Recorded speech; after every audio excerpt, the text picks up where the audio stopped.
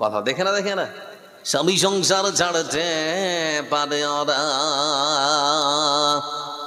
কোরআন হাদিস ছাড়তে পারে ওরা, ছাড়বে না বাংলা সিরিয়াল, বাংলা গাজি ঘরে ঘরে বাধাইছে গোলমাল ভাইরে, স্টার জলসা ঘরে ঘরে বাধাইছে গোলমাল।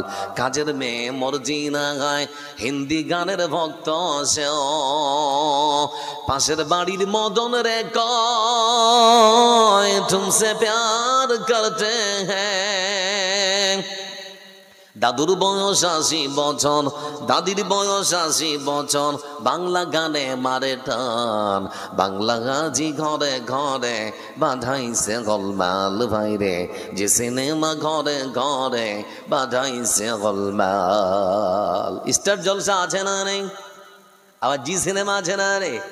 আছে নাকি? কে কোরআন পড়বে এখন, কে মূল্যায়ন করবে ওগুলো? কিছুদিন আগে দেখছিলাম আমার এক বন্ধু মোবাইলে একটা ছবি পোস্ট করেছে, একটা ভিডিও আর কি। তো দেখতে পাচ্ছি ৪জন ৫জন ছোট ছোট বাচ্চা মোবাইলটাকে এক জায়গায় রেখে ওরা মোবাইল দেখছে। তো ওদের বাড়ির বিড়ালটা তখন একজনের বগলের তোল দিয়ে ঢুকে, ও তখন বড় বড় চোখ করে মোবাইলটা দেখছে। তাই মনে মনে ভাবলাম, তো ছেলেটা না হয় কিছু বুঝতে পারছে, তো বিড়ালটা ফের কি বুঝরে বাপ? বাংলা একটা প্রবাদ বাক্য আছে না, যে সঙ্গ দোষে লোহা ভাসে। লোহাকে যদি পানিতে ফেলে দেন ডুবে যাবে, আর যদি কাঠের সঙ্গে চিপকে বেঁধে দেন কাঠের সঙ্গে লোহাও তখন ভাসবে, তাই তো নাকি?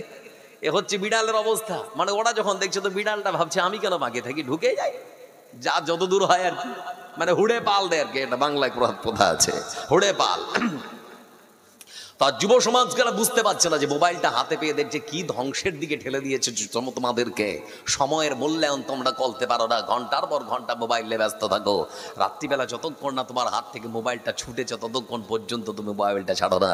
হিসাব একদিন আল্লাহর কাছে তোমাকে দিতে হবে।